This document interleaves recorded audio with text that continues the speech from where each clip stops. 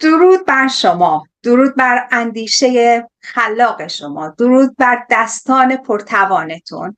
امیدوارم هر کجای دنیا هستین خوب و خوش و سلامت باشید. من مهستی هستم و در رابطه با این سوشیال میدیا مارکتینگی که همه ما توش فعالیت داریم، دوست داریم که امروز با شما گپ و گفتی دوستانه داشته باشیم. من و سایر همکاران بیزینسی امروز دور هم جمع شدیم تا در رابطه با موضوعی صحبت کنیم که چرا آدم‌ها نمیخوان تجربیات جدیدی رو توی زندگیشون بیارن، چه چیزهایی مانع میشه که این تجربیات رو نتونن یا نخوان که کسب کنند و اینکه چرا به سراغش نمیرن. من به یکی دو تا مورد اشاره میکنم و سایر همکارانم هم همینطور. اولین موضوعی که من دوست دارم بهش اشاره کنم و صحبت کنم در رابطه با کمبود منابع هست. این منابع میتونه منابع مالی باشه، میتونه زمان باشه و این باعث میشه که ما به تجربیات جدید دسترسی نداشته باشیم. در واقع از لحاظ مالی نتونیم اون سرمایه گذاری اولیه رو انجام بدیم تا اینکه تجربه جدید کسب کنیم. متاسفانه بعضی از اوقات آدم‌ها فکر میکنن باید یه سرمایه خیلی بزرگ و زیادی داشته باشن تا بتونن برن تجربهات جدید کسب کنن، در حالی که خوشبختانه توی این بیزینس ما وقتی ما خواستیم این تجربه رو کسب کنیم نیازی به سرمایه خیلی زیادی نبود و همه ماها خوشبختانه میتونستیم از عهده‌اش بر بیایم برای پیشرفت خودمون. تجربه های جدید به ویژه در زمینه‌های کارآفرینی و نوآفرینی بدون منابع مالی واقعا امکان پذیر نیست، ولی ارزشش رو داره. این هزینه ها که ممکنه فکر کنیم شامل خرید تجهیزات یا این چیزها باشه، توی بیزینس ما اصلا وجود نداشت که مانع سرمایه گذاری ما و تجربه های جدیدمون میشه. یکی دیگه از موانع کسب تجربه جدید مقابله با این هستش که ما نمیخوایم از وضعیت جدیدمون، از وضعیت فعلیمون خارج بشیم. ما در واقع به اون وضعیت عادت کردیم و میخوایم تو همون حالت بمونیم. آدم ها به صورت طبیعی تمایل دارن به چیزهایی که بر اونها آشنا هستن پایبند بمونن. این میتونه یه روش زندگی باشه یا یه کار باشه. تغییر دادن اون ممکنه دشوار به نظر باشه. آدم ها ترجیح میدن که تجربیات جدید رو سراغش نرن، حتی اگه این تجربیات بتونه زندگیشون رو بهبود ببخشه. به عنوان مثال ممکنه یه نفر سالها توی یه شغلی باشه، حتی ازش راضی نباشه، فقط به این دلیل توی اون شغل بمونه که بهش عادت کرده و از تغییر ترس و هراس داره. این همون احساس راحتی هست، همون منطقه امن یا کامفورت زونی هستش که نمیخوان ترکش کنن. من خوشحال میشم که آقا آرش در رابطه با موانع بگن که چرا نمیخوان آدم ها تجربیات جدید رو توی زندگیشون تکرار کنن. خب سلام عرض میکنم. من آرش آشوری هستم، کشور کانادا، شهر تورنتو. عرضم به حضورتون. خب بالاخره برای هر کسی که وارد یه بیزینس جدیدی بخواد بشه به یک سری عواملی وجود داره که باعث استاپ کردن آدم میشه از اینکه بخواد جوین بکنه خودش با اون بیزینس جدید یا بخواد به اون بیزینس متصل بشه. چه این که از توی ذهن آدم این عوامل به وجود اومده باشه و نگرانیایی که ما با توجه به تجربیات گذشتهمون یا تجربیات افراد دور و برمون که بهمون انتقال دادن داشتیم و داریم، و چه اینکه وقتی با بیزینس صحبت میکنیم راجع به بیزینس اطلاعاتی که میخوایم به دست بیاریم، اون اطلاعات باعث ترس و واهمه ما برمیگرده میشه. الان چیزی که خانم مهستی گفتن دقیقاً درست هستش، مربوطه به مثلا اگر در نظر بگیریم سرمایه گذاری که مثلا بخوایم همینجوری بخوایم در نظر بگیریم، میگیم سرمایه گذاری در داخل یک بیزینس ولی وقتی که میخوایم میریم دنبال این قضیه که اصلا واقعا منی که به عنوان یک آنترپرنور میخوام یک سرمایه گذاری بکنم، یه بیزینس رو میخوام ران بکنم، میخوام ببینم که این بیزینس سرمایه گذاری توش چی تعریف میشه و چقدر مبلغ من باید براش هزینه بکنم. من که خب بک‌گراند کارم ریل استیته. توی قسمت ریل استیت ما یکی از کاری که میکردیم مثلا خرید و فروش بیزینس ها بود که انجام میدادیم. من بیزینسی رو خودم به شخصه سراغ ندارم که بخواد خرید و فروش بشه، حداقل در کشور کانادا بخواد مثلا دیگه هیچی نخواد برگرده باشه، زیر 40-50 هزار دلار بخواد باشه، هیچی نخواد باشه. در نتیجه نسبت به این حداقلی که شما در نظر میگیریم برای خرید و فروش بیزینس هایی که تازه اینا به صورت آفلاین هستن و خرج خودشون رو دارن، ما کاری که برمیگردیم انجام میدیم، هزینه‌ای که میخوایم برگردیم پرداخت کنیم به 1/10 اونام نمیرسه. پس این دوتا دید رو نسبت به هر موضعی باید داشته باشیم بعد بخوایم استارت بکنیم تو بیزینس.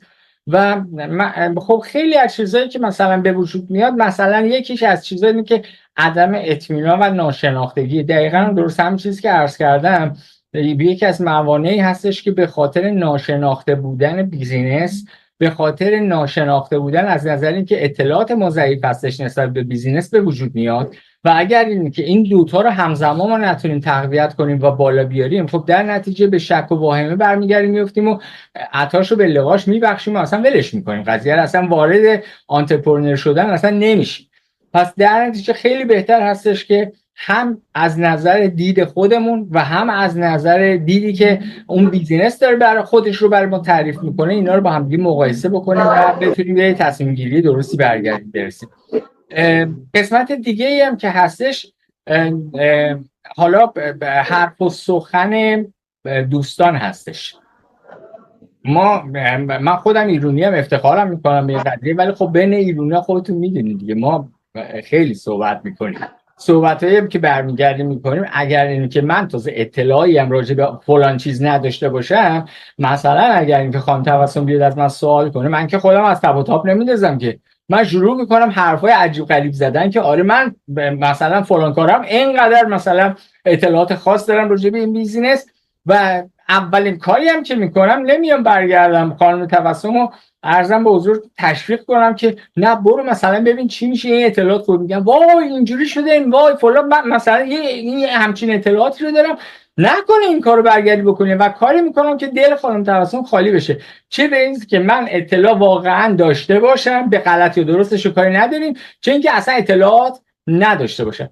پس این تأثیریه که متاسفانه اطرافیان با آدم برمیگردن میذارن. خیلی پس بهتر هستش که نسبت به کاری که میخوایم، اصلا نه بیزینس ما، هر چی کاری که میخوایم شروع برگردیم بکنیم، با چشم باز برگردیم حرکت برگردیم بکنیم، با تصمیم گیری خودمون دقیقاً احساس خودمون رو از بقیه برگردیم بگیریم، از بیزینس برگردیم بگیریم، مقایسه برگردیم بکنیم و اگه به دلمون افتاد انشالله حرکت کنیم داخلش. قربان شما. خب من از حضورتون باید فکر میکنم تریبون رو بدم دست خانم سوسن. خانم سوسن بفرمایید، خواهش میکنم. سلام عرض میکنم، منم سوسن هستم، سوسن عابدی و انگلستان، مقیم انگلستان و لندن زندگی میکنم. مرسی از توضیحات فوق العاده خوبتون. عواملی رو که ما امروز در نظر گرفتیم که راجع بهش صحبت بکنیم که مانع ورود ما به تجربه جدید و یا حالا بیزنس خودمون که بیشتر منظورمون میشه خیلی خیلی سلسله وار به هم دیگه ربط دارن. یعنی چیزهایی که الان محسی جان گفتن، آقای آرش گفتن، اینها همینطور به هم متصل هستن. شاید خیلی از گفته های من تکراری باشه چون که محسی جان خیلی قشنگ توضیح دادن، آقای آرش هم همینطور. اما توی این بیزنسی که ما شروع کردیم، به اصطلاح عواملی که آدم واقعا باشون در چالش هستش و چالش داره باهاشون، قبل از اینکه حالا حتی همین بیزنس رو هم که ما شروع کردیم داشته باشیم، یکی از عوامل همین ترس از شکست هستش. اینا از چی میاد؟ از همونطور که آقای آرش گفتن، از ناآگاهی میاد، از اینکه ما راجع به یک چیزی رو که میخوایم واردش بشیم هیچ آگاهی نداریم، هیچ اطلاعاتی نداریم، نرفتیم سرچ بکنیم یا حداقل تلاش نکردیم که از راهی که این بیزنس در اختیار ما گذاشته و میتونیم 100% آگاهی ازش داشته باشیم که دوره آزمایشی این بیزنس هستش، از 0 تا 100 به ما آگاهی میده، تحقیقات کامل رو بکنیم و وارد بشیم. ولی قبل از اینکه اصلا همه این چیزها رو داشته باشیم و ازش آگاه باشیم، همش داریم خودمون رو میترسونیم، شک میکنیم اگه من برم این بیزنس رو شروع بکنم اصلا نمیدونم این راسته، این دروغه، این قراره با من چی کار بکنه. بعد میتونید یه ترس از عجیبی از خانواده که حالا منو قضاوت نکنن اگر من شکست بخورم چی میشه، اگه نتونم وسطش بمونم چی میشه، و یه سری اخلاقهایی که به هر حال ایرانی هستیم، خیلی هم من خودم هم افتخار میکنم به ایرانی بودنم، ولی اینکه ما کمالگرا هستیم، ما همه چی رو میدونیم، ما از همه چی آگاه هستیم، اصلا ما همه علوم رو بهش واقفیم، از هر چی میگن ما باید اظهار نظر بکنیم و این باعث کمالگرایی ما شده و این وصل به ارزش‌ها و هویت ما شده. از اینکه اگر میترسیم شکست بخوریم هویت ما چی میشه، ارزش‌هامون چی میشه، و اینها همه باعث میشه که جلوی ما گرفته بشه. یکی دیگه خانواده هستش که میاد قضاوت میکنه، دیدی رفتی، دیدی نشد، دیدی این دفعه هم داری شکست میخوری. ما سعی نکردیم از شکست همون تجربه کسب بکنیم. ما اگر آدم کاملی بودیم که تو این دنیا الان اینجا نبودیم، که پاهامون روی زمین نبود، که ما الان یه جایی فرای دنیای واقعی داشتیم، توی بهشت حقیقی داشتیم زندگی میکردیم. خب کامل نبودیم، اومدیم اینجا کامل شیم و اومدیم که زندگی رو بفهمیم، درسامون رو بگیریم. هر شکست یه درسه. اگر هر شکست رو یه درس تو زندگی بدونیم، اون شکست مانع از ادامه مسیر ما نشه. اون شکست تجربه‌ای باشه که یه ذره هدف ما تغییر نمی‌کنه، مسیرمون تغییر می‌کنه. یه مسیر قشنگتری رو انتخاب بکنیم. شاید مسیرمون توی اون رسیدن به اون هدف اشتباه بوده، مسیر رو درستش بکنیم. همه این عوامل باعث میشه که آدم‌ها عدم اعتماد به نفس داشته باشن، از شکست‌ها بترسن. ولی به نظر من توی این بیزنسی که به هر حال من خودم اومدم و واردش شدم، شاید من میتونم بگم از چند ماه قبل داشتم یه نفر رو فالو میکردم، همون شخصی که فقط یه نفر بود من فالو کردم و با همون شخصم وارد شدم. اصلا سعی نکردم که شاخه‌های مختلف، آدم‌های مختلف رو، چون اگه قرار میدونستم که یه بیزنس رو همه دارن به اصطلاح تبلیغ و کار مارکتینگ رو براش انجام میدن و بنابراین سعی نکردم مغز و ذهن خودم رو به سمت‌های مختلف منحرف بکنم، چون وقتی که این کار رو با خودتون میکنین احساس این بهتون دست میده که یه مقدار، ببخشید، احساس وقتی آدم ترس داره، شک داره، تردید داره و آدم‌های مختلف رو فالو میکنه، دیگه نمیتونه تصمیم درست بگیره. یه ذره من خودم میگم و به خودم میگم ببخشید، خنگ میشه آدم، دیگه اون ابتکار رو نداره، دیگه اون ابداع رو نداره، دیگه نمیتونه درست تصمیم بگیره.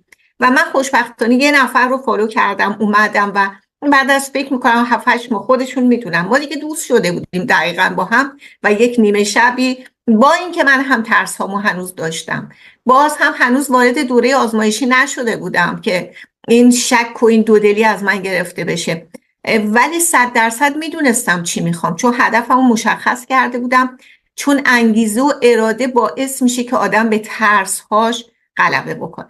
مرسی از اینکه این وقت رو به من دادید. مرسی. من خودم چون خیلی واقعا چالش های زیادی داشتم قبل از ورود و حالا که وارد شدم، سعی میکنم از هر روزی که یه مقدار حالم داون میشه توی هر بیزنسی، آدم ممکنه که یه دفعه یه روزی احساس بکنه تو مود خوب نیست، چرا جلو نمیره، چرا اینجوری شده. بیزنس آقا یه شب پولدار شدن که نیستش، که قرار پاش وایسیم و به اصطلاح برند خودمون رو بسازیم و موفق باشیم. بنابراین منم همه این شک ها و تردید ها و این چالش ها رو داشتم، ولی خدا رو شکر الان خیلی خیلی خوشحالم که تو این مسیر هستم. مرسی از این زمانی که به من دادید. سلام به همه، من تبسم هاشمی هستم از شهر زیبای لندن. چقدر لذت بردم از گفتگوهای شما، متشکرم ازتون. یکی از موانعی، خب ما داریم موانع ورود به تجربه جدید رو بررسی میکنیم. خب نگاه روانشناسی خیلی بزرگی روش هست، ولی فاکتورهایی که عزیزان گفتن خیلی فاکتورهای خوبی بود. امروز من میخوام به این اشاره کنم، باورهای منفی یکی از دلایل مهم عدم ورود آدما به تجربه جدیده. باورهای منفی مثل چی؟ مثلا یه جایی من یه شکست مالی خوردم، یه چیزی در من شکل گرفته که حواستو جمع کن، همین بعد پول میخوای خرج کنی حواستو جمع کن.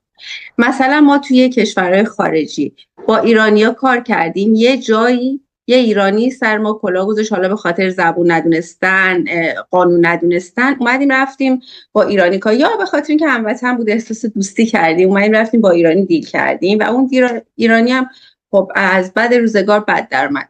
یه چیزی اینجا یه باوری شکل گرفت که سمت ایرانیا نرو، هر ایرانی میبینی کلاتو بردار فرار. حالا روی بیزینس ما هم من بارها دیدم و شنیدم و خوندم که نوشتن که هر جا ایرانی میبینی بدون که یه کاسه زیر نیم کاسه هست بدو فرار کن جو وای نستا. اینا باورهای غلطی هستن که عاملی میشن برای اینکه شما نتونی استپ بعدیتون رو بردارین، قدم بعدیتون رو لذتی که زندگی توی تجربه. شما از شکست گفتیم، من میگم اصلا شکستی وجود نداره. ما اگه کاری کردیم توش نتونستیم وارد بشیم یاد گرفتیم، دفعه بعدی که میخوایم بریم بهتر میتونیم انجام بدیم. این باورها باعث شده که خیلی جاها تو زندگیمون خیلی چیزا رو تجربه نکنیم. مثلا من خیلی دوست دارم که با یه کوله بگردم دور شهر، ولی از اینکه تو بچگی به من میگفتن راننده های کامیون خیلی خطرناکن، چون اینایی که با کوله میرن این برابر کامیون سوار میشن، وانت سوار میشن و من فقط به راننده کامیونا فکر میکنم که اگه کوله بخوام بگیرم دستم تو جاده موندم کامیون اومد این مثلا ممکنه بلای سرم. 50 سالم شده هنوز باورهای بچگی رو دارم. بنابراین باورها باعث میشه که شما نتونی به کسی اعتماد کنی، نتونی سبک زندگی تو عوض کنی. یه باوری مثل که هر چی، یه باوری هست که ما داریم میگیم هر چی سنگ مال پای لنگه.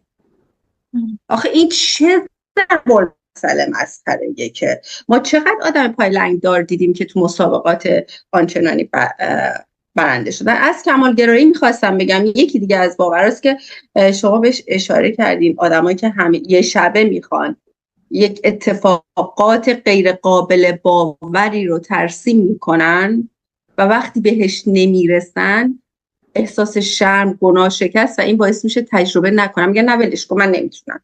آقا تو میتونی، کمالگرایی، ول کن، یه شبه تو پولدار نمیشی، هیچ کار درستی یه شبه پول نمیده. توی بیزینس ما هم همینطور، شما یک شبه پولدار نمیشی، ولی آهسته و پیوسته قطعاً اگر منفی گرایی تو بذاری کنار و کمال گرایی تو بذاری کنار تجربه فوق‌العاده‌ای خواهی داشت. مرسی ازتون که به من گوش کردید، شایدم زیاد بود. عزیزم ویدا جان شما رو میشنویم. سلام به دوستان، من ویدا هستم از ونکوور کانادا. امیدوارم که حالتون خوب باشه. خب من هم به نوبه خودم میخواستم عواملی که باعث میشه که انگیزمون رو کم بکنه و نتونیم تجربه های جدید رو ما بهش برسیم.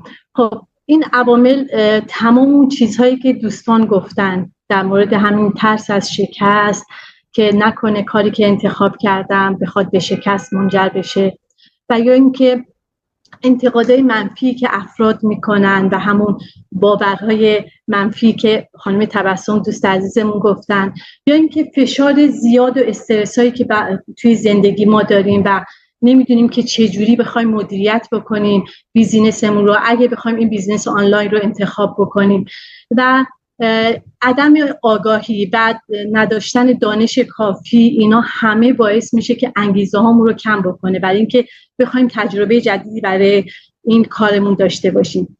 مورد بعدی من میتونم بگم همون نبود حمایت اجتماعی هستش و اینکه همچنین تشویقی که میتونن خانواده ها بکنن و متاسفانه ما داریم افرادی رو که توی خانواده، توی دوستان و همکاران، و باعث میشه که انگیزمون رو کمتر کنن. یعنی انقدر چیزهای منفی میگن و ما در این مورد احساس تنهایی میکنیم و این انگیزمون رو برای اینکه شروع کنیم یه تجربه جدیدی رو بکنیم رو از دست میدیم و نمیتونیم تو مسیر اون هدفی رو که داریم رو دنبال بکنیم. ولی خوشبختانه من میخواستم این رو بگم که ماهایی که الان وارد این بیزینس شدیم تمام این موانع رو ما کنار گذاشتیم، یعنی همه اینا رو عبور کردیم و اومدیم با یک هدف خیلی خوب که هدفمون اینه که یک بیزینس آنلاین رو الان انتخاب کردیم و میخوایم پیشرفت کنیم و همه اینا رو گذاشتیم کنار و خوشبختانه بیزینس ما انقدر از همه چیز کامل و خوب هستش که من فکر میکنم که بهترین انتخاب رو من فکر میکنم توی زندگی خودم کردم و تمام این موانع سر راه من بود و کما اینکه هنوز هم شاید باشه ولی دارم باهاش مبارزه میکنم و خوشحالم از این که در خدمت همه دوستان هستم. این بیزینس رو انتخاب کردم و امیدوارم که همگی موفق باشن. البته نگفته نمونه یکی دیگه از انگیزهایی که من توی لایو قبلی صحبت کردیم که باعث شد که من این بیزینس رو انتخاب کنم و شاید توضیح کاملی نداده باشم، انگیزه من از این بود که بازنشستگی بعد از 3 تا 5 سالی بود که توی این بیزینس بوده و اون درآمد ثابتی که ماهیانه $5,000 در ماه ما میتونیم این درآمد ثابت رو داشته باشیم و در کنارش به فعالیت خودمون هم ادامه بدیم و یک درآمدی علاوه بر اون ما داشته باشیم و اینا همه بستگی به خود ما داره که ما چقدر وقت بذاریم، چقدر تلاش بکنیم در این رابطه و چقدر برای ما اهمیت داشته باشه. شاید برای یک نفری که وارد این بیزینس بشه به عنوان پلن بیش باشه، در کنار کار آفلاینی که داره انجام میده بخواد این کار انجام بده و شاید برای یک کسی به عنوان یک پلنی باشه که میخواد کلا وقتش و زمانش و تلاشش رو بذاره برای این کار. در نتیجه من فکر میکنم که این بیزینس از همه چیز، از 0 تا 100ش، آموزش هایی که به ما داده میشه همه چیزش خیلی عالیه و این فقط بستگی به خود ما داره که ما خودمون چی میخوایم از زندگیمون و هدفمون چیه که وارد این بیزینس شدیم. تشکر، ممنون از همه عزیزان، همه همکاران عزیزم. توضیحات بسیار بسیار جامع و کامل رو دادم. من که بسیار مستفید شدم از این صحبت ها و ممنون از همه شما عزیزانی که تا این لحظه لایو ما رو به تماشا نشستید. اگر هر کدوم از شما عزیزان دوست داشته باشین که وارد این بیزینس بشید، اول از همه میتونید اسم و ایمیلتون رو برای یکی از ماها بفرستید و بعد ما برای شما یک وبینار 90 دقیقه‌ای میفرستیم که اطلاعات اولیه در رابطه با این بیزینس رو به شما میده. بعد از اون شما میتونید این فرصت رو دارید که وارد دوره آزمایشی بشید. خوشبختانه بیزینس ما یک واقعا موقعیت شگفت انگیزی هست که به شما این اجازه رو میده که بیاین وارد دوره آزمایشی بشین و با چشمان خودتون از دریچه دیدگاه خودتون همه چیز رو از نزدیک ببینید و بعد از اون تصمیم بگیرید که آیا دوست دارید این بیزینس رو به عنوان درآمد جانبی یا به عنوان درآمد اصلیتون انتخاب کنید. برای ورود به دوره آزمایشی $149 آمریکا رو پرداخت میکنید و بعد شما اطلاعات 5-6 تا کلیپ نگاه میکنید تا بتونید اطلاعات تکمیلی تر رو داشته باشید. اگر تصمیم بگیرید به هر دلیلی دوست ندارید وارد این بیزینس بشید، فقط با یک ایمیل اون مبلغ $149 به شما برگردونده میشه و شما کاملا از سیستم خارج میشید. در صورتی که دوست داشته باشید همچنان با ما بمونید، استراتژی سرمایه گذاری توسط منتور و کوچ با شما بنا به شرایط زندگی شما پکیجش رو انتخاب میکنید و بیزینستون رو شروع میکنید. ما منتظر این هستیم که اگر دوست داشته باشین، سوالی داشته باشید، حتما توی کامنت ها برای ما بفرستید و با ما تماس بگیرید. ممنون و خدا نگهدار. خدا نگهدار.